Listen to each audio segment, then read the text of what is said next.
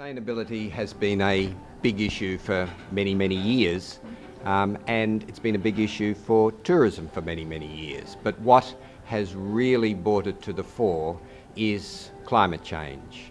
Climate change, again, has been an issue around in science for a long time, but it's only recently that the broader community has understood its major significance. And tourism is one of the industries that is most affected by climate change, both from the policy changes that will be needed to be put in place to address climate change will impact on tourism, but also because tourism is so dependent on natural resources which will be impacted and are being impacted by climate change. So from that dual area, and thirdly, I think importantly too, tourism is also a significant contributor to greenhouse gas productions, particularly CO2 productions, and hence we have three key issues that all coming together now to impact on tourism. And if you're going to produce less carbon dioxide, you can do it in two ways. One, you can do less activity, and this applies generally, or you can become more efficient in your activities. And I think no one is signing on, except the very extreme green movement, to doing less. I think we as a broader international community are signed on to growth, and similarly in the tourism industry we're signed on to growth. So that means we're going to have to do things much smarter and much more efficient. Hence, for each unit of activity we're going to have to produce a lot less greenhouse gas.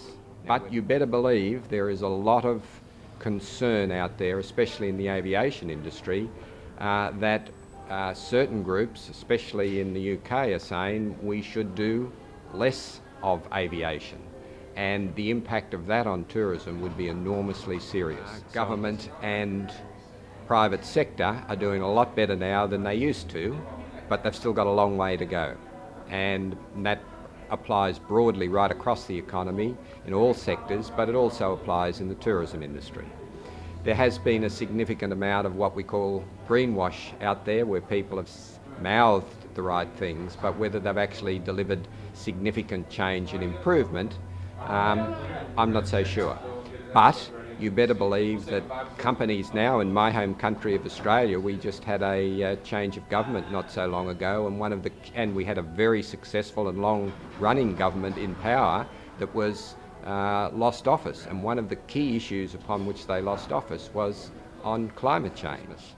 And so I think politicians are starting to get the message that the community is taking this very seriously, and individual enterprises, especially the larger ones, some have taken it seriously for some time, but they now are taking it seriously. To change the big ship of commerce from high production of carbon dioxide to low production, reducing it by say 60 to 80% in 40 years is a major, major challenge for the whole world and each individual company.